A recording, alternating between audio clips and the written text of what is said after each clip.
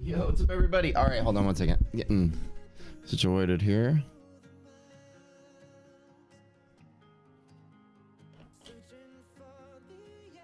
Hey. Oh, wait, hold on.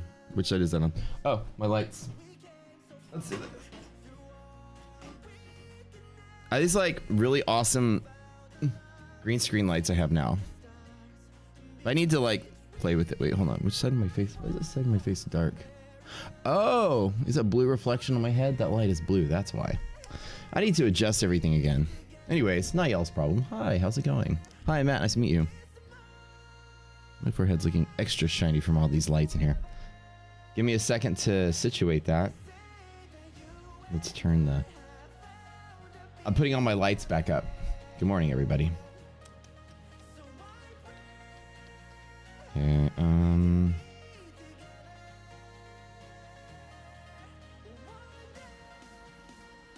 ooh, that's very blue.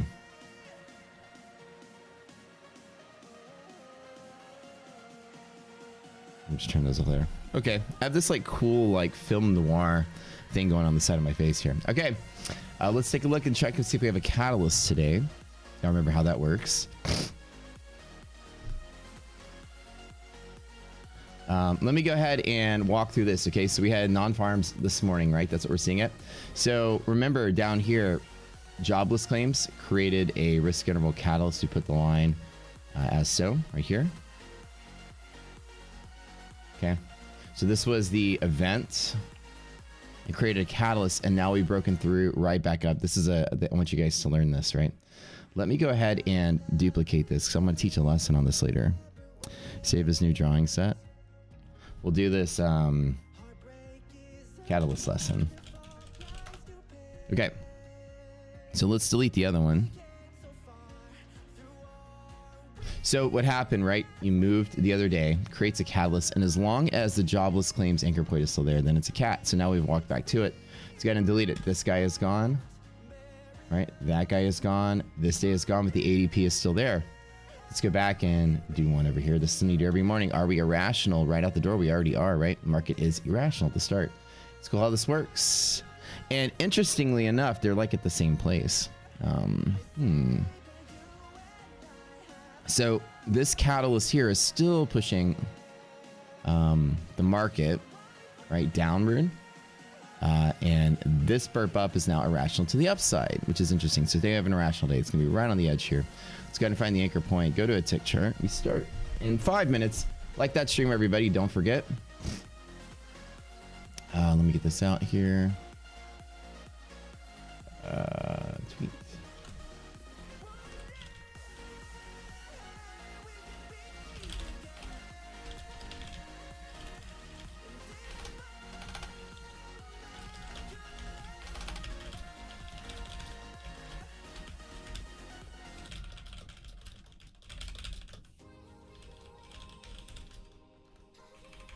Okay.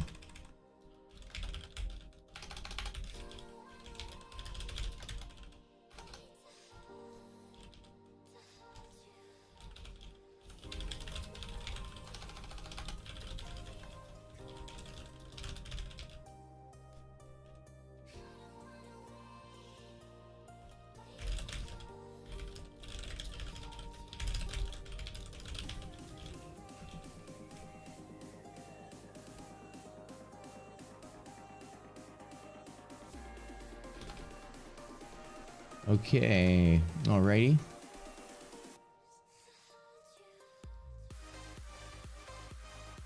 One second, I get these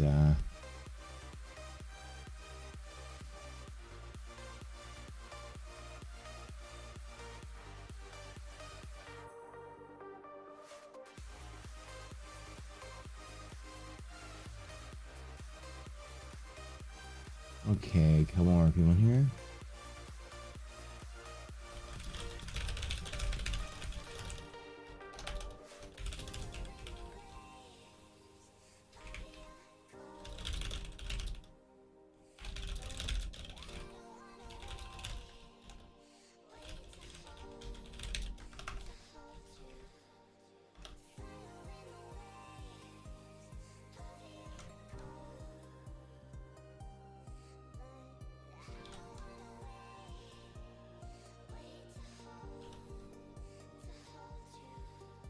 One more thing.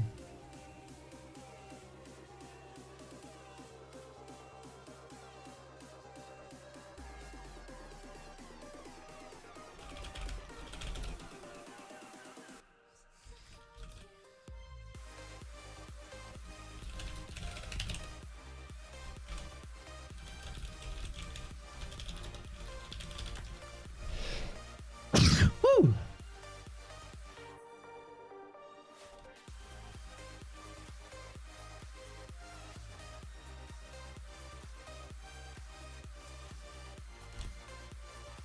Sorry about that.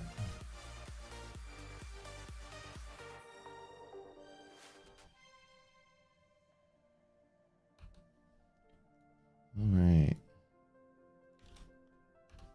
Okay, let me get this link really quick. So a lot of upkeep today. We have a lot of release details. This is really fun.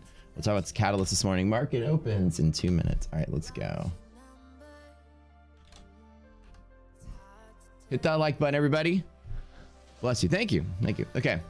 Go back to the tick chart. Let's find the anchor point, right? Easy to do. You guys know how it works. Hey guys, welcome to Velocity Logic. You want to see it? You want to see it? There it is. There it is. There it is. I love when you see evidence of the autopilot on the stock market. And this is the futures market today, but similar. Y'all see it? You see the break in the candles? It's beautiful. Beautiful. That's it. It's exactly what we taught you yesterday to look for. You got to zoom in really far to see it. The futures market shut down for a split second as a program called Velocity Logic. It is something that CME Group invented as autopilot in the stock market to divert obscene amounts of order flow and illiquidity off the market and assemble market makers to allow them to mobilize for liquidity off the books. And the order takes place off the books and it's filled right there. And the market literally shuts down and gaps up. A protocol called the IOP, indicative opening price, which is a gapping protocol which recalculates the adjusted liquidity guess, or where they think the market should gap to. Same thing that gaps futures up and down across the Globex close and open takes place in that moment where the market is shut down, and they gap the price there with no trading in between. Beautiful, right? Such a cool thing to see. All right, I love it. Okay, let's put this guy right here. It's not the ADP catalyst, but this is the government non-farm payroll. So essentially, when you take a look at this, right? Let's see this non-farm catalyst. What were the numbers? Okay, so the market traded up. I'm going to assume that that was a miss on the numbers now. So let's take a look at the oh shit, market's open. Let's go quick. We gotta go quick. Remember, bad news is good news in this world. Okay, non-farms must have been a miss. Yeah, the expectation was 225. Came in at 223, so that is a miss on data. So that means fewer jobs means markets go up. Bad news is good news in the world of employment now. No, I'm sorry. I was thinking the ADP was 225. This is a forecast. So this was a beat on the forecast, but this is fewer jobs than last print. Change month over month, I think is what this is. Yeah, so the change is smaller, which means fewer people are getting their jobs back. That is seen as bullish. Bad news is good news in the employment situation because it's a bet on the Fed. So we're going to say that this was a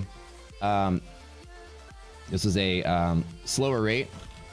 I'd just say it was a beat expectation, but that's not what made it move. It was the fact that it's lower than the last month over month. It means that the jobs market growth is slowly decreasing, which is, you might think is bad for the economy in a longer term sense, yes, but in a Fed's gonna chop rates or raise rates sense, it's great.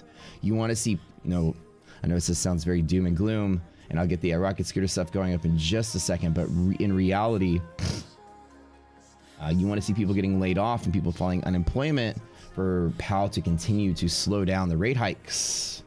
It's bad news is good news. We postulated that last year in 2022. Now people in CNBC are talking about my idea. I heard him on the news last week.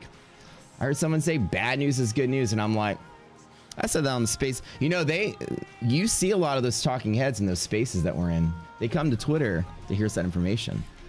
That was my thesis way back in the day, and I said that Powell will stop his aggressive rate hike increases as soon as the jobs market seems threatened. I call it the Lamborghini thing. I talked about it a year ago, and now everybody's talking about it. You guys came up with that idea first. All of y'all did. We all did as a team, right? That was our team, all of us, and you too. Super hot. Yeah, coming in, right? Okay, so let's go ahead and this is gone. Red line. Let's go ahead and do an impact. So market is opening irrational to the upside. That's great. Remember, irrational. Especially irrational to the downside. No day trades irrational to the upside. The day trades are gonna be scary. Don't try to fade it. Don't try to do anything. Positive is good, right? So in reality, looking at S&P by itself outside of the DD bands, remember what we do is we trade down here. Selling puts down here is better than trying to buy directional anything. I always find any excuse to be a bull though. So let's talk about that in just a little bit. This catalyst is no longer active as long as this, so I leave it here, right? So the way that this works, this is the ADP number. When you touch this, then these two go away. I'm leaving it here because as long as this is not achieved in this session, so it's not a catalyst today, but in this session, as long as this is not achieved, and this is for education for later, then if you are trading below here, it's irrational for the session. I'm going to delete it just so it doesn't confuse today's trading. So the same thing today, as long as this is not achieved and you've traveled one risk interval, we're now irrational to the upside. It's great. It's a squeeze. And what happens to irrational markets, you squeeze a lot of shorts. So let me go ahead and remove this because this was yesterday's session, but you can see that you're still getting that ADP number fighting against the government number, right? So we'll just have this here today. Let's bring Rocket Scooter front and center and take a look at the numbers.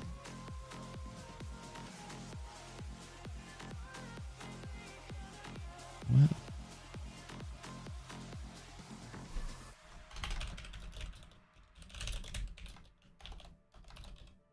Okay.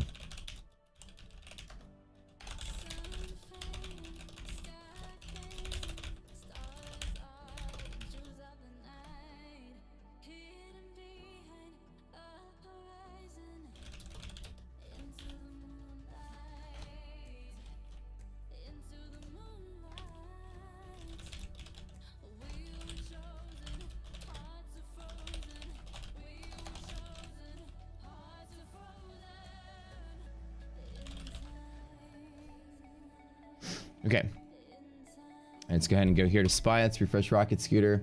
A bunch of things are coming out today. So now I take every excuse to be a bull. Every excuse to be a bull, especially irrational upside. So if we're going to talk about the market today, resilience is greater than 0. We are on a gap and go, which means that the opening price is support as long as we're outside of the zone. This is a great breakout play today. This is all looking hella good and hella hot. Let's get right here. This is the opening price. So this is the breakout zone. Anything redistribution is where you scalp in between and resilience. There's another thing. If you open, you're trading above the open, as long as resilience is positive, the opening price is support. So now it's not even thinking about half gap, you're thinking about the open price. It's the second hand of resilience, and res is greater than 0, which means this little blue line is support and hedge pressure support on BLU. We're trading up today. Great. All signs are bullish, right? Irrational upside, I always find every excuse to be a bull. I love it. When I run my monthly walls, there is no resistance as well. So this could be a gap and go breakout day. Now, if I do long from here, keep in mind, this is the edge of the doomsday band as well on NASDAQ and S&P. So this is going to be a really hard resistance to break. But if we do break out of here, there's going to be a nice little squeeze. Let's try to find some kind of, I look for a 1-point stop underneath hedge pressure. Let's find some kind of resistance to do some R&R today. It's when it comes to DD, anything that's slightly greater than 0.5 is still bullish. Bullish is bullish no matter how bullish it is. Okay, so right here, NASDAQ has a resistance at 265, but look, it's an illiquidity pocket. It's going to move really rapidly. This is, if I were to be trading today, I would be longing NASDAQ right here to there. The market will move very rapidly in the next hour or two through one of these two places. Now, losing these guys and turning it to a down situation is a complete collapse of the market. So be careful today. The DD number being greater than half, we always talk about this is another sign of something that we do here. Let's go back to here, is that the upper DD bands want to touch at least once before the bottom ones do. And as you see, as we talk about, these are pivots as well. Remember, we're cracking the market here for you guys. So right here, the upper band was even tapped on that event, right? So we're still a catalyst, we're still okay, but remember, trading this irrational kind of outer band is scary. If anything, I think the market down here will take one more leg up. I personally wouldn't short for or long for breakouts, but if I were to long, I would long for a push to some of these resistances and then get out. I would probably take any S&P or QQQ long until NASDAQ bumps into its own resistance, and I think from there, that's probably going to stop the move. Res is still greater than 0, so I think we're okay for a little bit. But it's going to be hard to break through the bands. See how they pivot at the same spot? There's also put wall resistance here. So the upside is very limited today. So about 265, if I were to call it, about right there, and it would fizzle out the trade. I wouldn't be eager to go beyond that. And a stop, of course, would be right below there. As res is greater than 0, I expect this to hold as well. But remember, there's a hard resistance there. Tough choice to make. Do you believe we get another move back? Small move to the upside without a breakout, possibly. Tough move, right?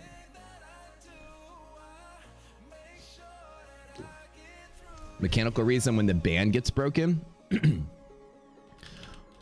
These are margin calls of institutions and market makers. Margin calls. So that is what happens at the edge of that band. Beyond there, you can get margin calls. So they're hedged very heavily. This is the expected risk based on the reported positions of all people that report to CFTC. The expected range of volatility of the S&P. They have to report their positions daily in the futures market.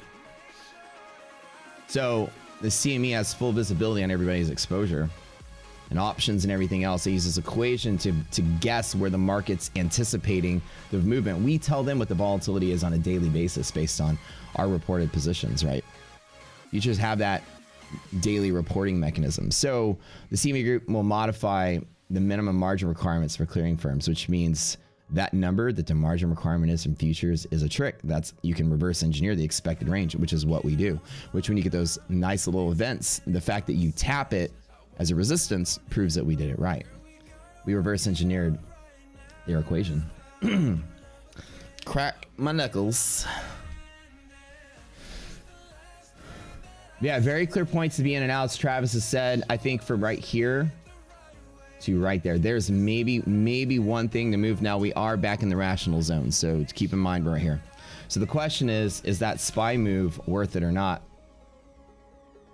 Res is greater than 0. We're at half gap. Okay, so the question is, this is the clear entry, as Travis has said. From here to that resistance, tiny little scalp. I don't know. What do you think, guys? Travis?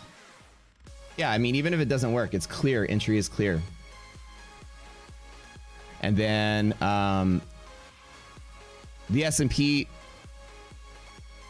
if it pushes to complete the non-farm path right there, do you think that's the trade, Travis? Is that what you're talking about? And then right here, QQQ will hit a put wall. They'll pivot the same spot. So let's build a case. I think so. One little upside burp. Is that what you think, Trav? Yeah, and what he's saying is that it's clear, right? Whether it wins or loses, it's a very clear setup. So the S&P, it's from here, relatively speaking, the entry is now if on the long, according to him. Okay. So he's doing a traditional like S&P scalp, right? We don't bet on breakouts outside of DD band. But what we do is from here, markets are clean and rational at this point. Things are good. Let me double check UVXY, make sure there is no. So a long scalp for one second wave up and then close down for the day, probably, Travis. Is that what you're talking about? I don't think I disagree with that. One more wave, but no breakout. And it could actually do anything today. Now, again, with this number being greater than half, we talked about this yesterday, right? These are bull setups today, and you can see that it wants to touch the upper band. I wouldn't be trying to shorter fade this today. I wouldn't be aggressively long either, but I would take a long lean on top of a short lean if I were to pick a bias. So one of our members is saying he's looking at something that's possibly a 385. How are we below triple B? Okay, so we are below triple B now, which means pivots are going to be really sharp, and that's where he's coming up with the clean.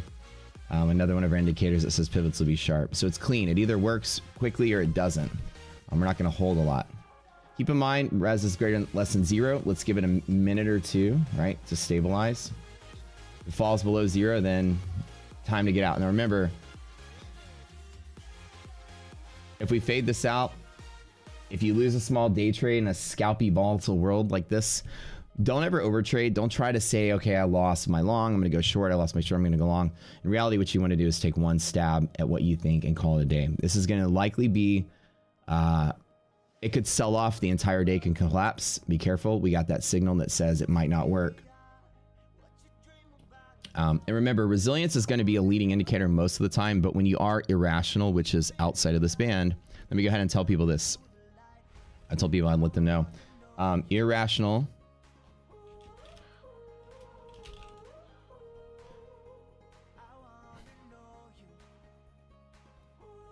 You're going to lose like the leading edge of resilience. So resilience is a leading indicator when rational. So right now it's going to try to lead the market. So our flags, and I'm trying to make a rational bot just to get ahead of production, so that we can have something for you guys. But it's hard to get to the webhooks to work because of the triggers of how the spreadsheet updates in the cloud. So I was unsuccessful getting the bot to print rational, irrational. Let me do this. Let's make this green. So right now, once you're rational, turn the indicators back on. It says resilience is less than 0. So now it's going to be very, very careful trading today. Yep. Yeah, res is less than 0. So anytime you're rational above, I'm just going to write this right here. I'm going to help my friends out here. Don't use, right? So you don't use liquidity map, right? So you don't use any of your indicators. Don't use resilience, or sorry, don't use DD ratio, right? Throw everything out. And resilience, we'll just put some notes here. Not to lead markets. It will track. It'll be at par. So you're going to lose the leading edge of resilience. That's one thing to note. And let's just make this nice and big here. Teach you guys something. I might save this infographic just so that y'all have some... Okay. So right now, sitting out. Let the market stabilize. Probably that long trade might not work. We'll have to double check though. I might take one second here. Hold on. Look at one more thing, but give me a second.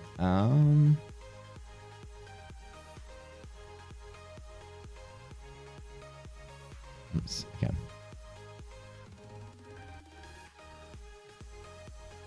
Teach you guys about the catalyst. Irrational above.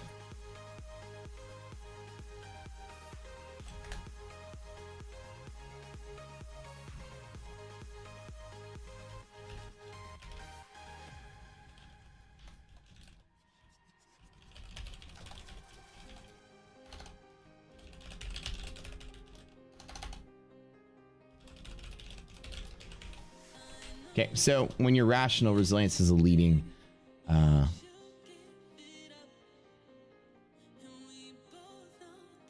Let's try to get this. What did I pick? 14? Okay, bottom.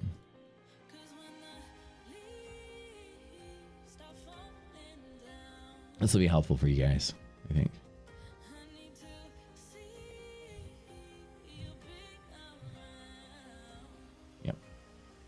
Catalyst is usually a little wonky anyways. So in irrational markets, you can tell yourself to sit out, which is the safer thing to do, as you're trying to identify maybe a tiny scalp. And still, you know, in irrational markets, things are choppy and weird. The first rule of thumb is if you are trading irrational markets, you sit out. If you don't know what you're doing. One of the things we do is whenever you're irrational to the upside is to sell puts in the bottom side. One of the tricks are sell a put spread.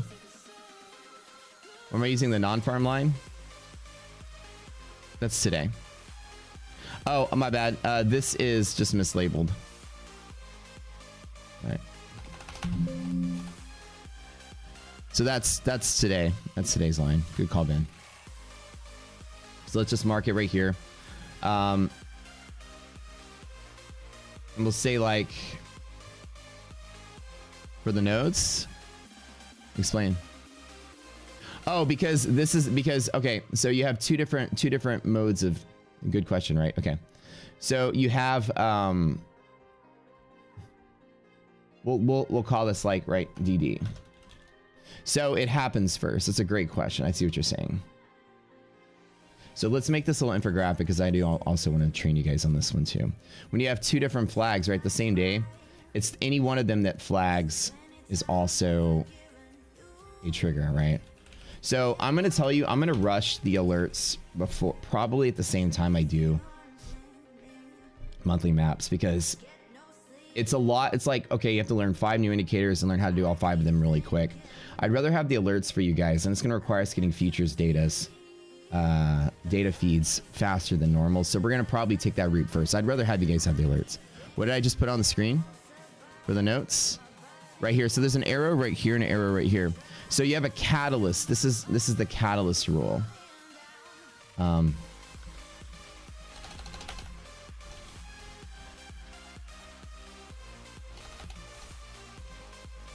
you have 2 different triggers, right? That's it.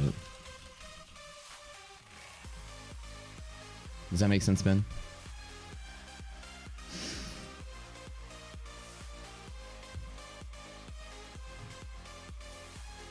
Okay, my bad. Sorry for confusing. So, maybe I'll just put a little box here to kind of show and indicate that you're gonna have. Let's make it like one color. A little darker here. This darker gray is always really cool to use. All right, that one, and then just to kind of show that there's a secondary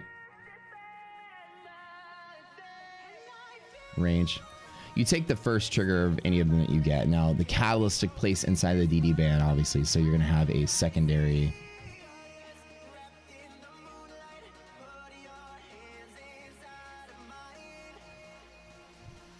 range.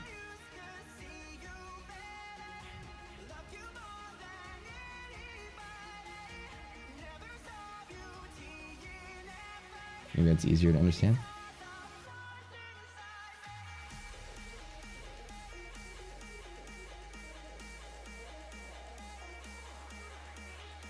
It's like you have two different triggers.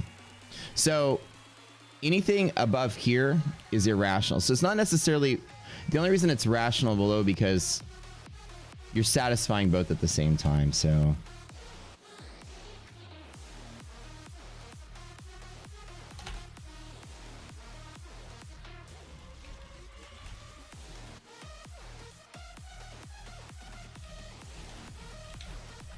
oops.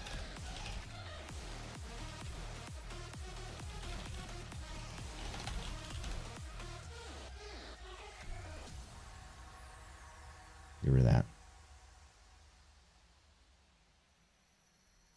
And let's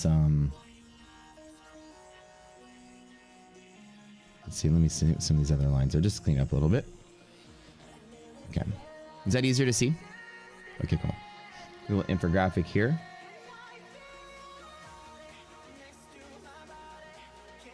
So anytime, don't use any indicators.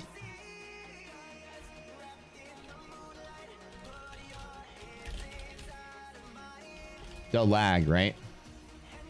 Will lag horribly. Don't use rocket scooter indicators. Don't use any positional.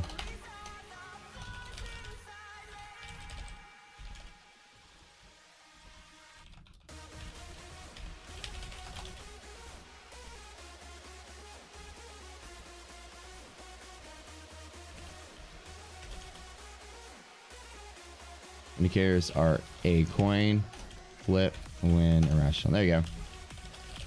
That's it. Resilience won't lead markets because everything lags, right? Everything starts to lag. Will lag horribly. My adverb correctly. Okay.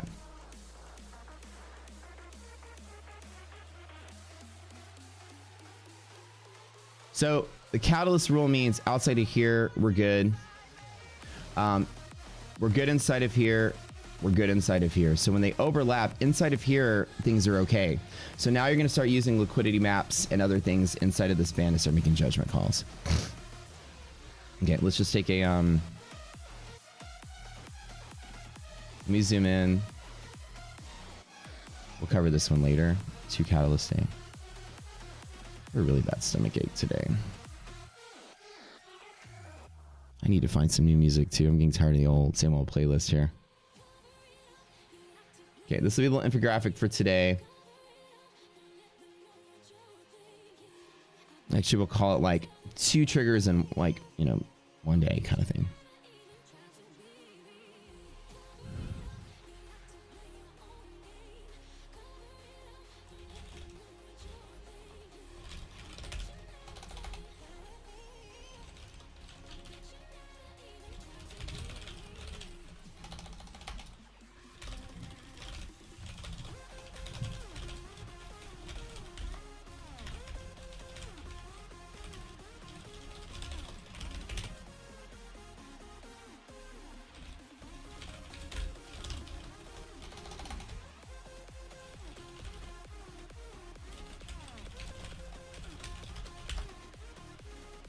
Okay, let me go ahead and pop this into the Discord. We are rational today. Let me just let people know. Let me copy this. Oops.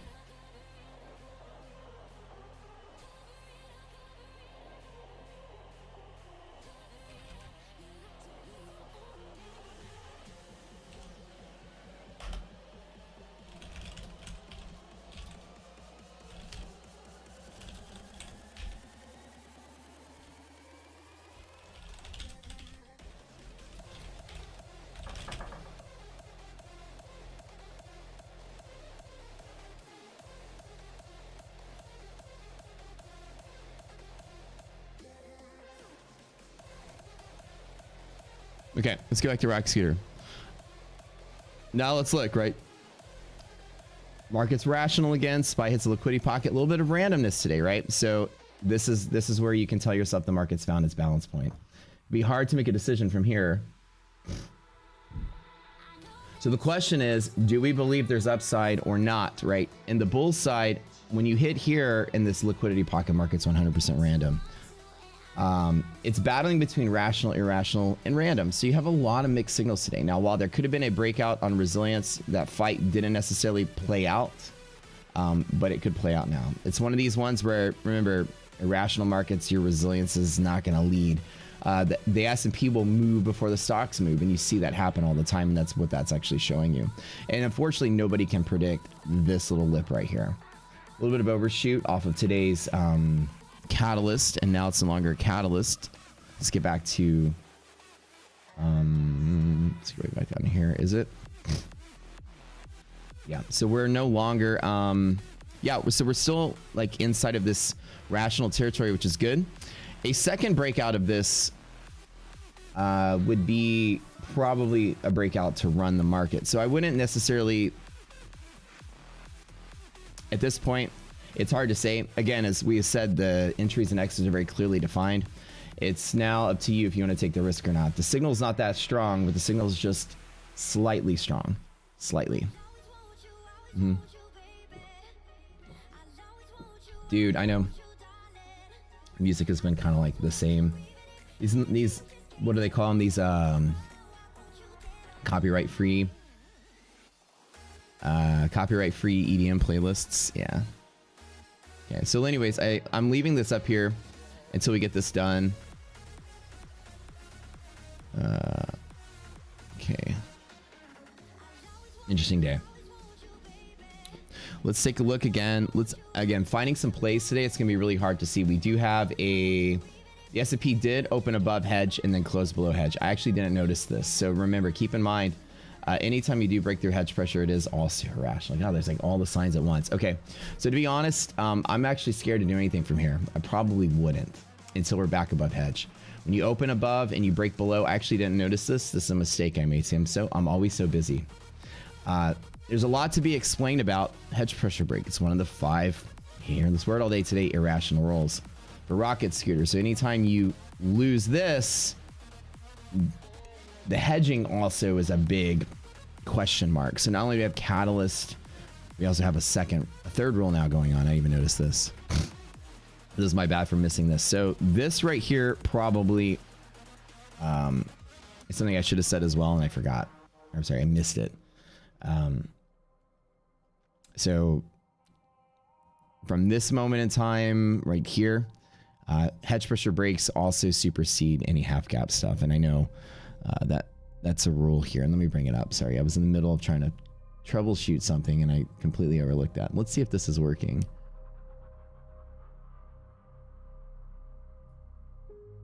Wait, is my bot actually working?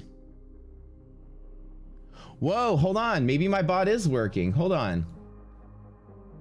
Is it working? I was having problems with the webhooks, but now at the market's live and see if it's triggering. 748, 752. It's triggering irrational changes on these rules. So I got the futures rules in the bot. Let's see if it's working. Ooh, that'd be exciting. Okay, so the NQ broke at 751.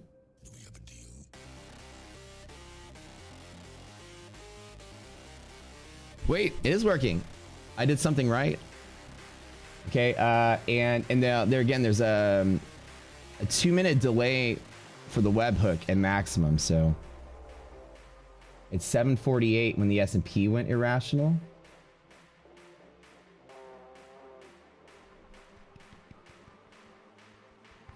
We now have rational irrational bot for futures, but it's not triggering rational to go back. Now there's 2 ways we can do a bot. Number 1 is we can write custom webhooks, which I'll get the dev team to make. I use my prototype, which is my own localized calculation. its outputs are stored in the cloud. I have a cloud integration service that grabs cloud data that via webhooks communicates with Discord and then publishes Discord. Now the problem with the bot is that the calculation's right. It's that triggering the webhook with the service that I use is a little tricky with the way the data is stored in the cloud. So I can give the dev team a challenge to make a custom webhook in and out of both the stored data location and Discord, but I'm trying not to pull them off of stuff. So all the bots I actually have programmed myself. Remember, I'm a pretty okay programmer. Like I tell everybody I'm like a 4 out of 10, and I say like all of y'all are probably a 1 out of 10. Like a 4 out of 10 means I can program anything, it just doesn't look clean. You know, we hire guys that are 11 out of 10 that are superb. Like I can figure anything out when it comes to coding, but it's not my background, right? I taught myself how to code when I was 12. I always did it as like a hobby. I mean, I've programmed video games. I've made all kind of stuff. But I'm not like amazeballs at programming. I'm great, probably, compared to most people, but when it comes to real programmers like that do it for a career, they look at me and they're probably, oh, bless his heart, he's trying. Oh, he's so cute. PMI's out. So let's see if, now the triggers would be that they're both rational again. So let me double check to see if I'm getting that signal in here.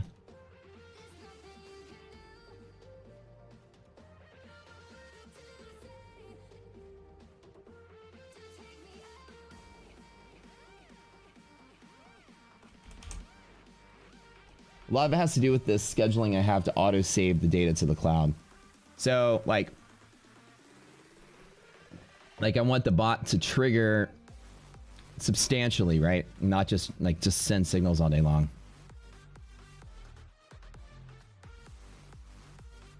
Let me see if this works. Save this. Let me close this down. So far, so good, right? Now what I need to do is put some data there to tell you like the triggers and the flags as well. Like what's the data itself. I'll work on it this weekend. In all honesty, I could probably just get the programmers to whip up a custom one that actually works a little better. So it did get the flags when ES went irrational at that time and VIX went irrational at that time. It'd be nice if I said irrational above. But when they both went back to rational, it didn't trigger the webhook the other way around.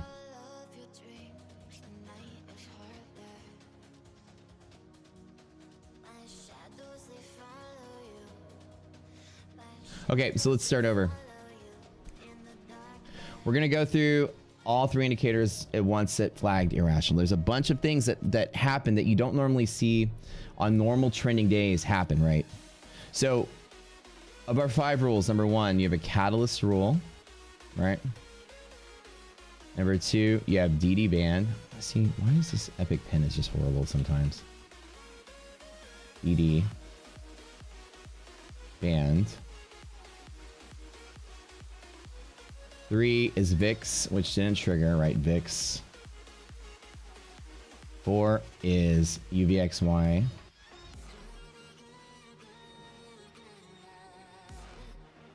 Right, and we have each of these will trigger something, and then you have hedge pressure break and SPY or whatever.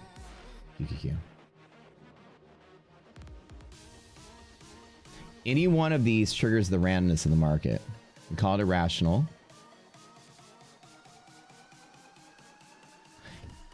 Anytime any of these 5 things happen, we have 5 really, really, really strong rules. What happens is in an irrational market, technicals fail, they lag and delay. Irrational means non-directional. So technicals will fail. Any indicator that has price as part of its equation will fail to predict direction. They will. Indicators designed to lead the market, like the SPY resilience, will start to delay. Like anything with a moving average will delay, it will lag. Anything with any kind of shape of price, like the Elliott wave and the like these things right here, things that look like butterflies, all that garbage will fail. They fail all the time, but they'll fail even harder at trying to predict price action in irrational markets. So we try to sit out and not guess till they're rational again. Now the thing is I missed this at the open because again, I need to stop wearing my glasses. My girlfriend says I look sexy with them on, but I hate the glares everywhere. I did not see this at the start of the day, but breaking through hedge pressure immediately right here is irrational. So when Travis and I were talking about like a possible trade, I did not notice this because it was right on the edge and I was zoomed out. So when you get here, resilience is not leading the market. So already I have doubts about resilience leading anything. Like, should it support half gap? And I say probably. When it's rational, when it's irrational, I say no. So irrational markets, you just don't consider this. You don't consider this. You don't consider this. You just turn off your indicators. And what we're going to do in Rocket Scooter is when everything flags, one of the neat things I'm going to do is I'm going to have the alerts right here for you guys. That'll tell you what's going on, and what it will do is it will actually like gray out or make everything faint for you to let you know, turn them off. So like the words will go away and this will all go away and they'll be very, very, very faint and light with a note that says irrational markets don't use, don't use, don't use, don't use.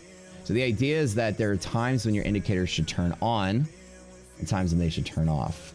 Now here's the problem. It's really weird how it's set up, because if you want to look at something, you have the DD band right here. It's irrational on one roll to the upside. Hedge pressure break, it's irrational on this roll to the downside. At no point today does the market become rational except for this little tiny window.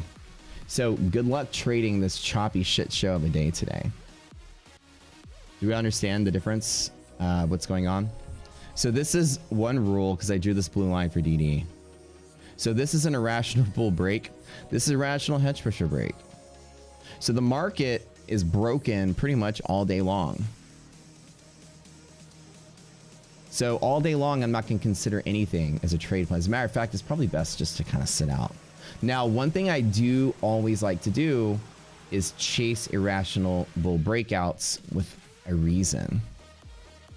Is the res widget ready yet? It absolutely is ready. I played with it yesterday. There's a few graphical anomalies that we're going to fix, but it should be released before Monday. So tonight should be released. So today is a really strange day where no matter what you do,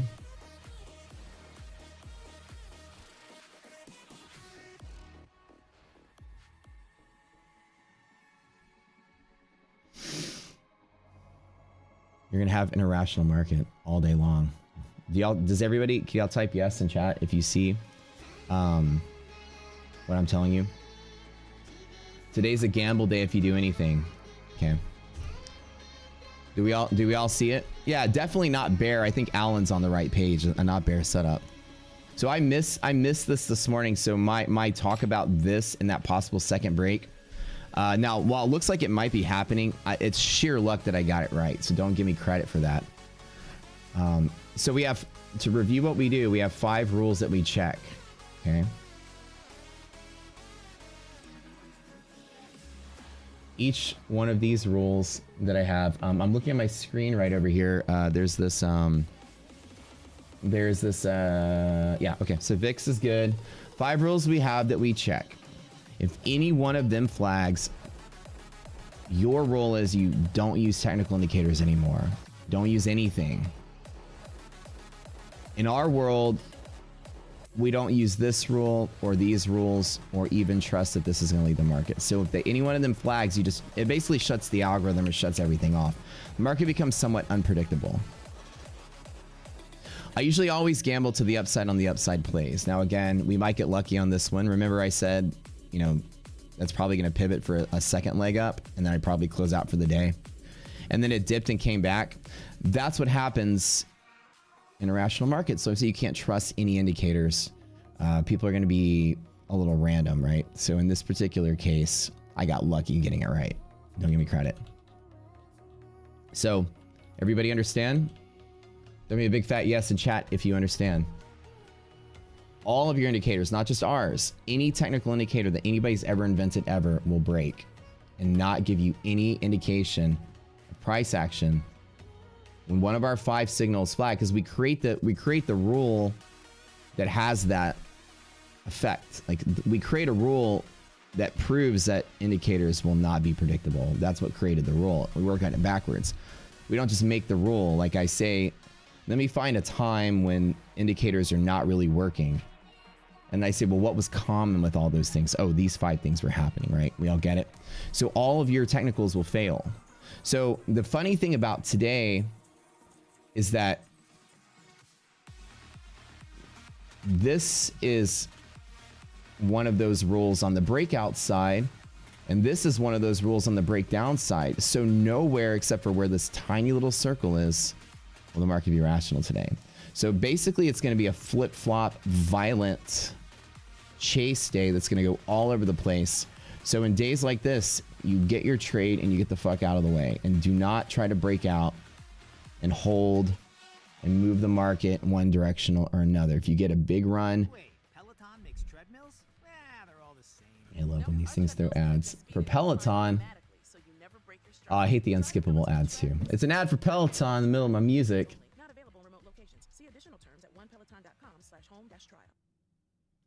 Yeah.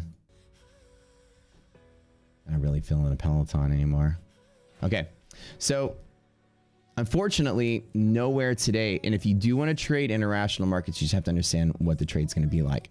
It's going to be hard to predict. Your indicator is going to fail. You're almost like trading in the Wild West. One of the things that we do, and let me go back to the Thinkorswim indicator just to kind of pull that one up. It's a little messy here, I know.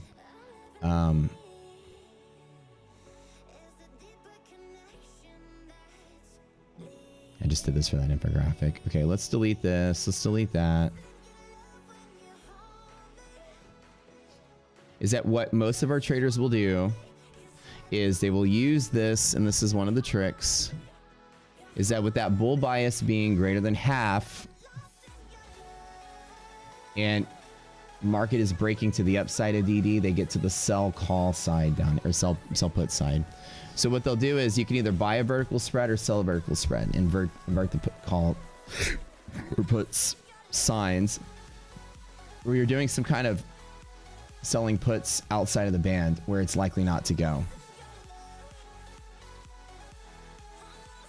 And whether you're buying the spread or selling the spread, it doesn't matter. However you decide, there's a difference between shorting a spread and longing a spread, right? So whatever a lot of traders do, they'll either make this combination. This puts it very out of the money, but this is a very safe trade. We've noticed statistically, right? And likely not to end up down here. I mean, if you break hedge pressure a second time, then I'd probably get out of this whole thing. But chances are, irrational breaks to the upside, traders get into that not bear position, right? That's a setup that they do all the time. So one of the takeaways is that this is a dangerous day. New traders should just sit out and close down and then go hang out with their family or their cats or something. But that's one of the setups, or you can get in this type of spread here where you can, this is another one.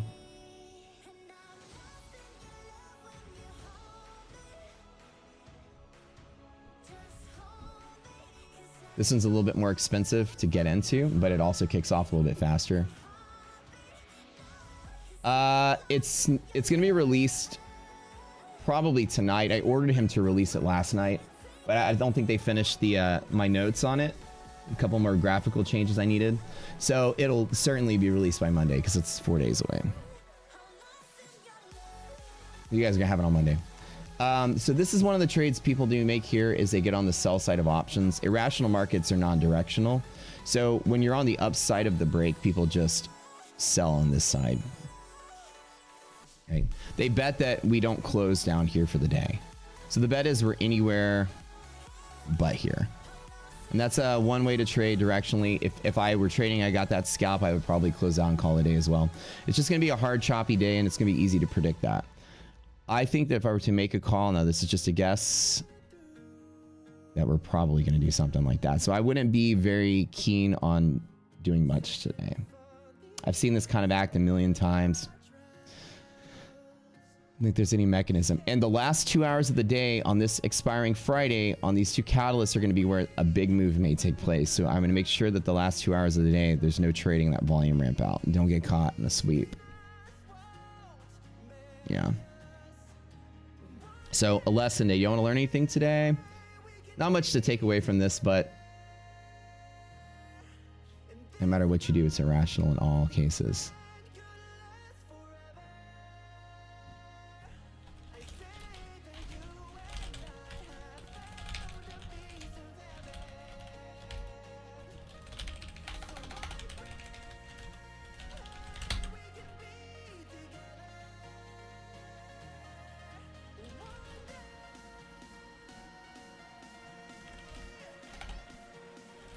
You're my cat.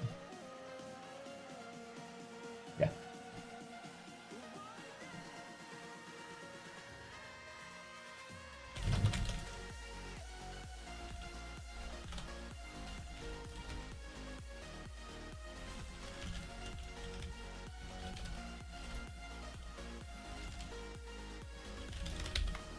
Let me see that little guy. You wanna be a superstar? Look at this. Last time I brought him on, we lost the internet for a little bit. Look at this guy. You see him? He loves to like meow, like whenever you pick him up. You see this little cat right here? Look how cute this guy is. Say hi to the camera. He's like, what's going on? You hear meowing like outside. Cats equals views. Yeah, exactly. All right, guys, let him in. Let's get those likes. I'm gonna milk him for some views really quick. Hey, buddy. Hey, buddy. Dude, they're so different too. This one had like brothers and a brother and a sister, and he's all friendly and playful. The other cat is like shy, weird, doesn't like people, sticks to himself. Seems like he's smarter than everyone. He reminds me of myself, I think. Kind of a dick too. I kind of liked him. I was like, all these people were tapping on his enclosure because they thought he was the cool looking cat because he was just like snow white color with gray ears. And I was like, I like him because he's handsome looking, but people don't understand him. He wants to be left alone. And I'm like, that reminds me of myself. I'm too handsome. Who asked your opinion? Commentators over here. Time to go viral. Let's go. Let's cat views come in. He actually claws at my green screen. He's playing with those paper clips. Don't let him eat those. Can you pick up those paper clips, please? Such a nutball. Can you make sure that, yeah, thanks. You can move that out of the way if you want. I haven't reorganized everything yet.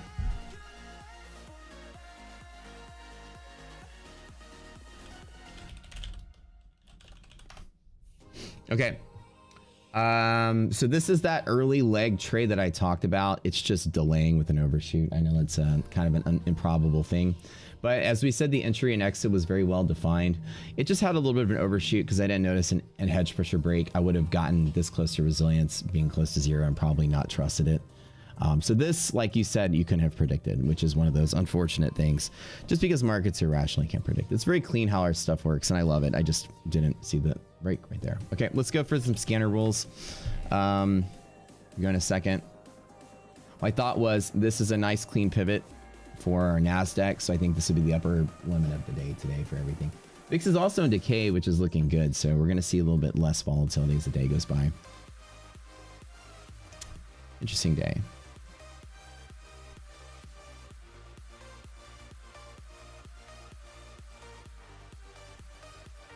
Give me 1 second.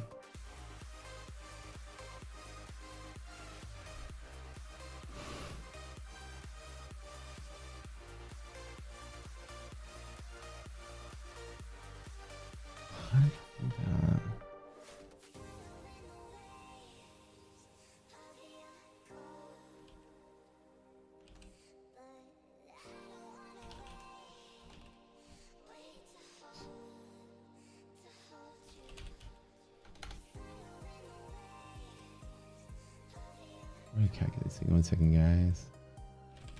Yeah, so there's not much really to take away from today other than there's probably this nice little long setup goes to here. And if I were scalping this, I'd probably hit it and call it a day. I mean, the NASDAQ has one final pivot. I don't see anything else. Let's look at the Russell really quick. It's all index. push around today. There's really not much. Russell has no limits. So yeah. It's kind of just...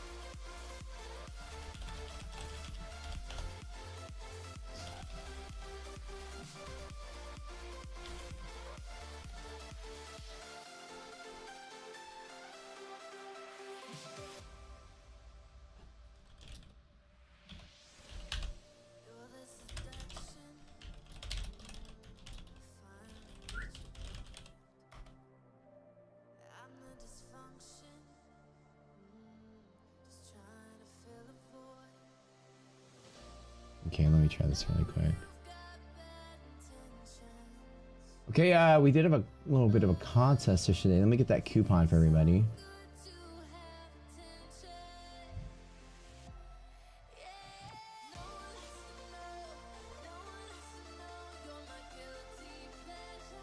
Oops.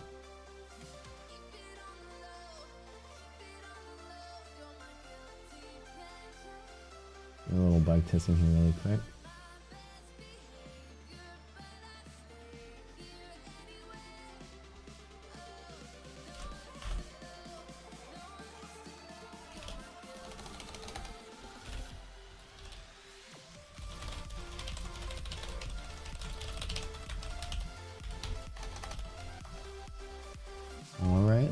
Folks here really quick.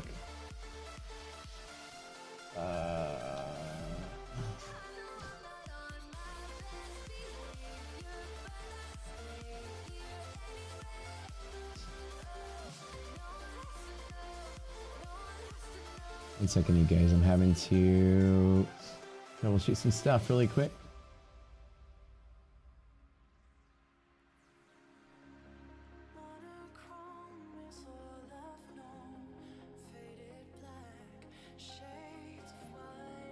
Okay, this should work. Okay.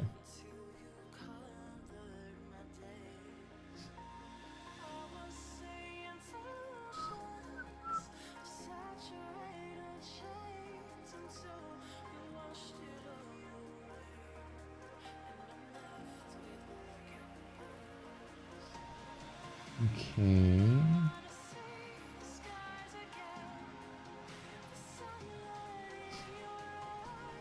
Okay, I'll show you guys.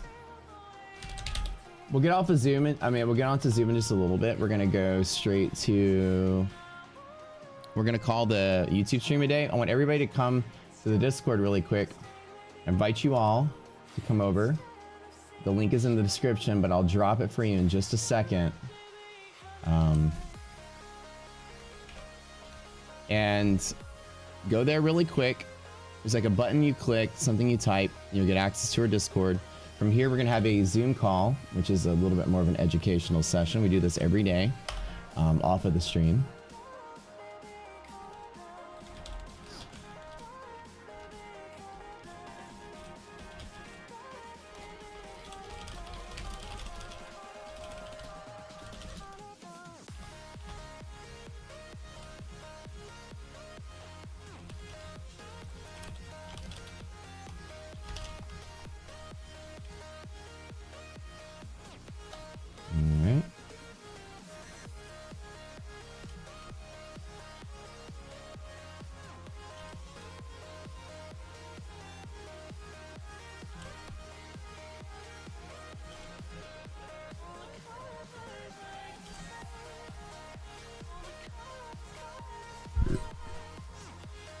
Yeah, you're going to have a lot of different competing things today. This is a very important thing because the most important data points going on right now are the unemployment numbers, right?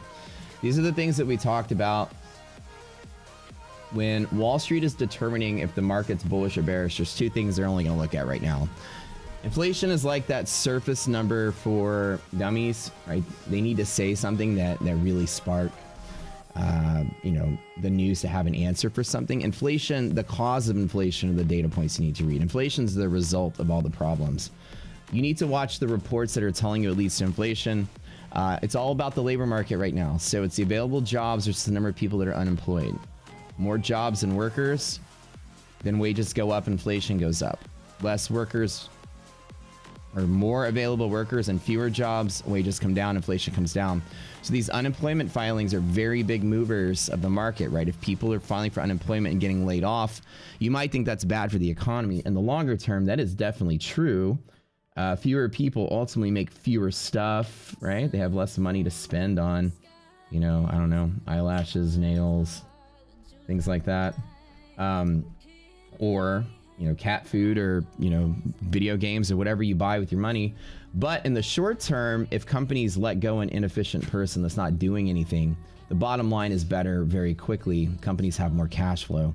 And Wall Street perceives that as relatively short-term bullish for the bottom line and the balance sheet. So there's a competition is that when people are unemployed, you can either let go like 20, 30, 40%. That's bad for the economy and kind of bad up front. Letting go 5 or 10% of people is pretty bullish for the first quarter or so until you see the effects of that. Companies let go 5 or 10% of people, then you wait for earnings to see if they did better. Companies are letting go 5 or 10% of people to compensate for the worst margins they're going to have selling products in a period of inflation. So Wall Street is battling the bet on those two things. Everyone laid off 10% of their workforce. Okay, bottom lines are better, but margins are going to be shitty. So profits are down, workers are up, or wages are down, inflation's down. Okay, more people unemployed, wages are down. So companies will have more money, but they're selling products at a lower margin, so they're making less profit. Maybe higher sales, less profit. So those are the two actual mechanics that really matter in the market right now. So every time these unemployment filings or non-farms come out, Wall Street's going to react very violently to them because that is the sign not only of company health and that kind of very convoluted right now push-pull metric, but you're going to have the other mechanic, which is the Fed is inducing this recession to create these layoffs. The Fed really started raising rates because they knew it would trigger companies let go 10% of their workforce or less. Exactly what Powell wanted to do, and he achieved that. Now the question is he going to slow down or speed up? I think he's going to slow down and then speed up. That's my prediction. But in the meantime, anytime this relationship has been true, and this is what we said, like I said, I've seen my exact words. I've seen anchors and people on like news shows and financial news shows literally quoting us from our original ideas that we've had, which is cool. We're not getting credit for it, but you know, dad came up with it. So here's one of the things I want you to see. We said this all last year, is that when you start to see fewer and fewer and fewer month over month changes in jobs, that's great for the immediate bull case. Anytime these numbers come out and it's lower and lower and lower and lower, it means there are fewer people employed as a general sense of all things employed. Now there's two factors to that. Either A, the job got deleted, which means the worker got deleted. Number of jobs available versus the number of workers available. It's like a ratio. Think of it like this. The JOLTS is here and the unemployment numbers are here. If you start creating jobs and filling them with employees, then non-farms will go up. Non-farm is a non-farm payroll. It's a sum of available workers from the U.S. Bureau of Labor and Statistics that are not in the farming industry. Because it's a direct measure on inflation. Now, the reason I always believe they exclude the farming industry in these reports, not because it's not important, because actually the farming industry is one of the most important industries on the planet, if not the most important industry on the planet. Problem is farming is completely subsidized, right? And subsidization is where a government or a private entity floods that industry with money, usually tax dollars. And when you flood an industry with money, it lowers the price of production and ultimately lowers the price of the commodity. So the reason farming is subsidized is because, well, you need to feed your people. So government pumps money into farming. So it's not going to necessarily reflect a state of wages if you're looking at subsidized income. So the reason I believe they never included farming, and we call it non-farm, is the report is supposed to relatively just look at the income versus this ratio. So that could be a metric of inflation. You're not going to see inflation on the wage level of farmers that directly correlated because the farming industry is subsidized. The government can control their wages, right? It's not private industry if you think about it. Like, even though it's private, being subsidized is more like a government entity. Does that make sense?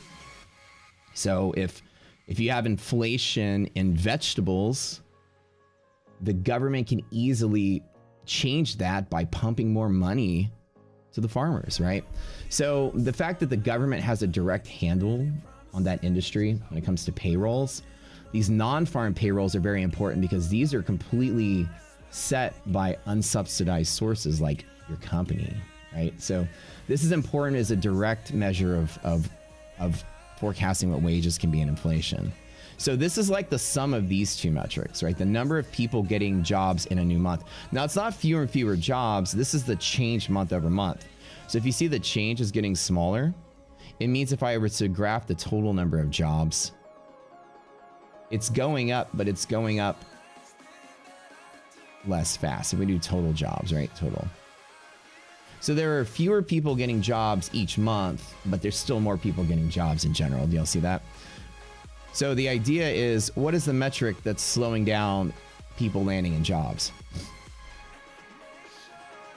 Well, number one, there's layoffs, right? That's happening. People are losing their jobs. So there's a number of available workers are going up, which is great. But also the JOLTs are coming down, which means jobs are getting eliminated. So companies are like letting somebody go and then closing that job down. So you see how there's two different factors. One's the number of jobs available, and one's the number of workers available. Kind of the sum of that relationship is the number of people employed in general.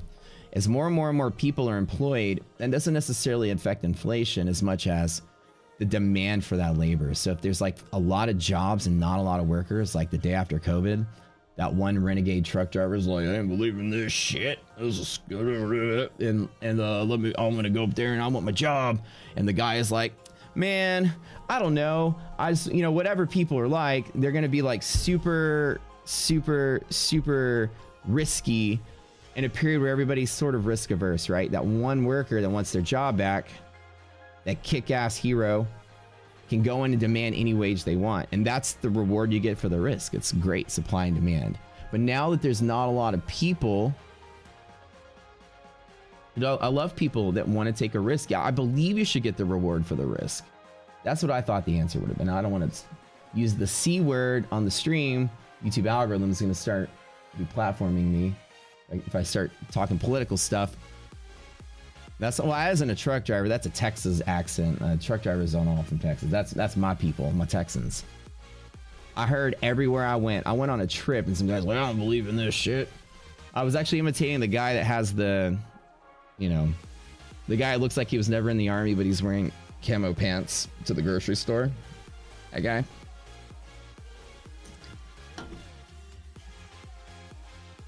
And anyways, those kind of guys, like, I don't care, it's a scam and yada, yada, yada, and I'll work anyways. And as soon as the door opens, they're back to work. That person gets the higher salary because there's a lot of jobs available and not a lot of people to go in. So the idea is that whether, you know, the first people go in, they get higher wages, right? Because companies like, I need a worker now, I'll pay whatever. And so now the balancing act is that companies now overhired, overpaid, inflation went up. Now they're starting to trim the fat. You might have had like 3 accountants per team. Now company says, we only need 2. We can get by and double up the work on 2 and let one of them go. So you're gonna let go of the job and let go of the worker. Both of those things decrease wages twofold. You let go of the worker, there's more workers in the job pool. So they're competitive with each other, so they're not gonna be as, you know, available to ask for like a super duper wage because there's another worker they're competing against. But also when there's fewer jobs, it's even more frantic. They're willing to accept even less pay because it's harder to get that job while you're competing with another worker. So currently jolts are coming down. So there's fewer jobs out there that can be filled and the number of available workers are going up. So this ratio is getting affected really on both sides. Fewer jobs, more workers unemployed. So that ratio being like this is why the non-farms are coming down, right? In general, fewer and fewer people are getting new jobs month over month. Fewer and fewer people are employed. So this is a measure currently of people being unemployed versus the amount of jobs available. And so you're just seeing that particular effect. What's great about this is that if more and more and more people are losing their jobs or not being employed, the FOMC is not going to be aggressive on rate hikes. This is the stuff people are quoting us on what we're saying. My tweets from a year ago brought up this relationship.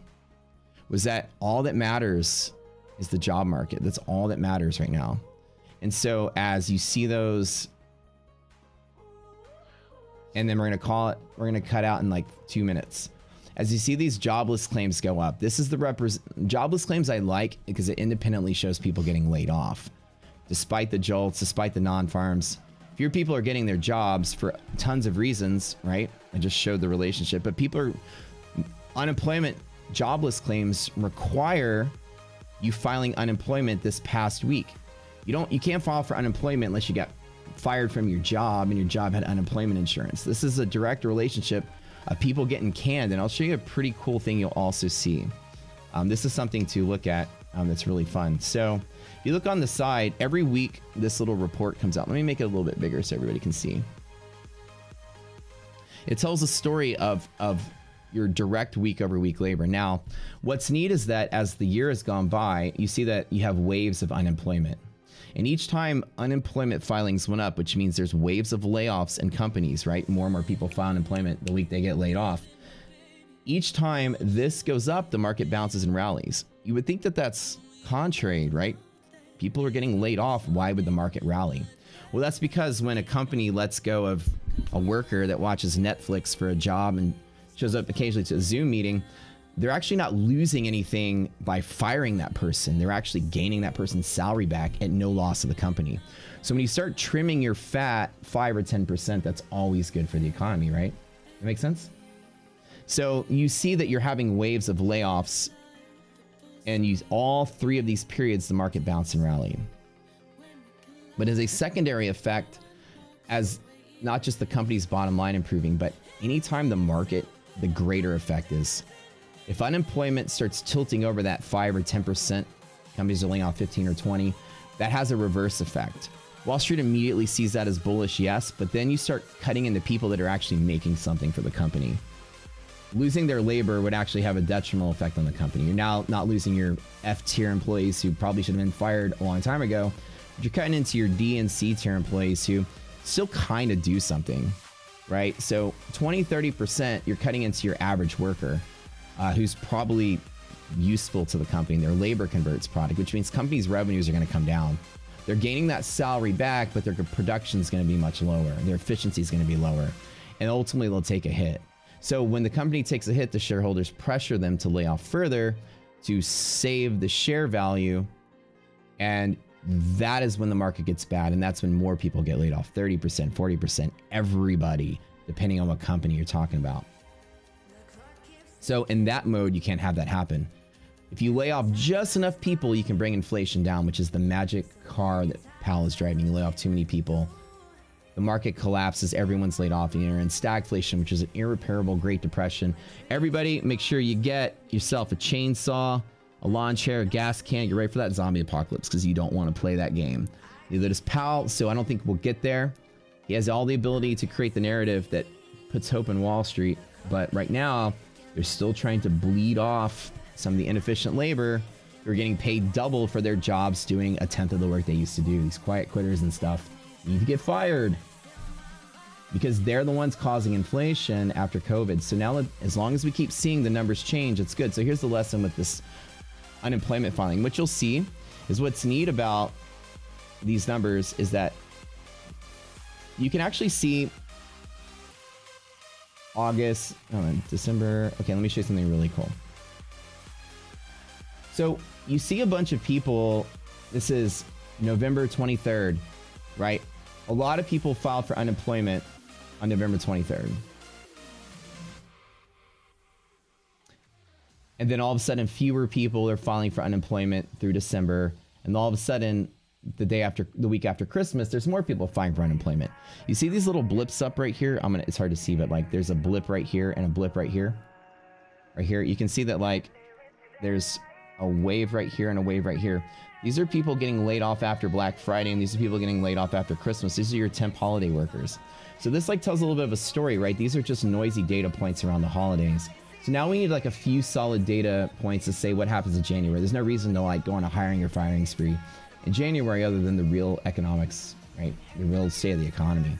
So while we did have some rises going into the holidays, you expect people to hire temp work just for Black Friday rush and Christmas rush. And now that that's over, we're gonna get some real data points. And as you see, the real data point in January is that you have fewer people filing for unemployment, which means the job market is stabilizing. They've already filed for unemployment, they're already laid off, they're already sitting there. And then now when we go back to the non-farms, you see that other relationship. There's fewer and fewer and fewer people getting new jobs. So basically what happened is if you're gonna get laid off, you probably got laid off already, and you're probably collecting your unemployment, not getting your job back. Every day there's fewer jobs available. Every day you're collecting your check. Every day fewer new people are getting laid off because there's fewer jobs to kick people from. So that firing spree is starting to stabilize, right? And the number of jobs being eliminated is starting to stabilize. And the number of new people getting jobs is coming down because there's fewer jobs to get. So now what you're going to see is a month or two of just the market trying to absorb that information. Okay, now the labor market's kind of stabilized. All that matters now is what happens when the company's earnings season comes up and we see the effects of that bottom line change. Are the margins that are lower going to be offset from the free cash flow from the new salaries that they're paying out from people they fired? That's the battle, and Wall Street's telling you right now what they think is going to happen. And the answer is, ain't got a fucking clue. This market is flat, flat, flat, flat, flat, and has no direction. Earnings are going to be a mixed bag and kind of meh. Job market stable. So all that matters now is if the FOMC continues to lower their rate hikes to 50 to 25 to maybe even 0 rate hike, and companies' earnings aren't that bad, then the market will be mildly bullish. Positionally, the market is mildly bullish right now. This number tells you that it's greater than 1/2. There's that scalp trade we mentioned this morning in the S&P. If you were lucky enough to get it, that was the limit of where I thought it would go.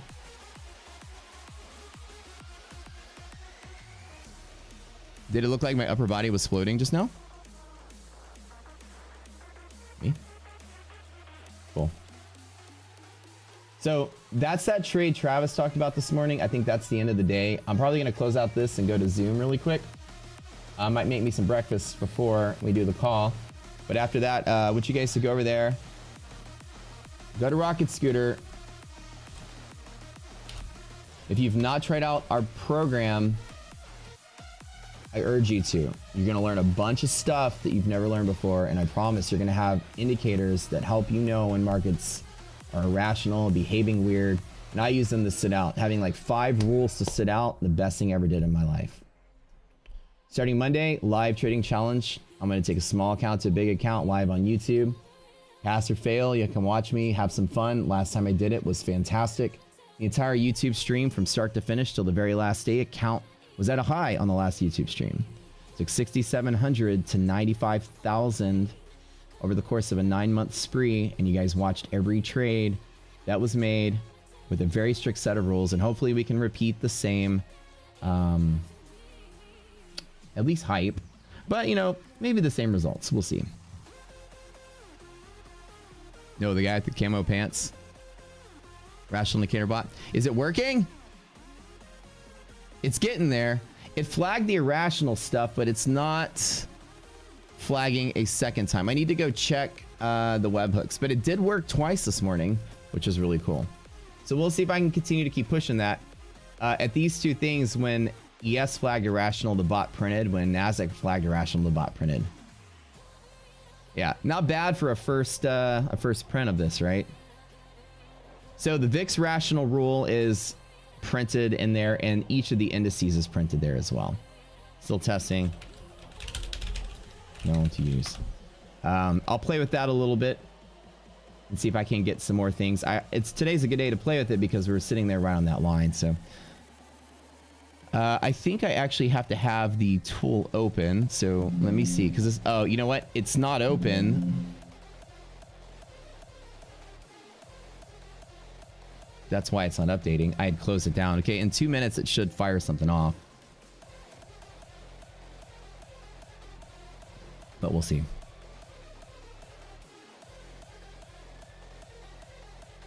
Okay. We love you guys. We'll see y'all in Discord. Click that link. About 15-20 minutes we'll go to Zoom. Okay. We'll teach you guys irrational flags today. Again, we'll go over it one more time. Okay, love you. Remember, having rules to trade with is the best thing a trader can ever have. Rules, not indicators. Rules. Rules have qualifiers. If this, then this. Not average cross serverless buy. My rule is, if one of these 5 things flag, I love to sit out. Sitting out's the best thing you can do to improve your win rate. Trading less means more. Less is more. I only trade when I'm certain and positive. You might hear the word irrational every other day, but it's a bear market. That's what happens. Bear markets are unstable and crazy. We have rules, tons of checks and balances, have me 5 different parachutes on my back while I trade. I love it. Hard to fail when you're not doing anything. A loss of 0 is still a win. See you guys about 30 minutes in Discord. Love y'all.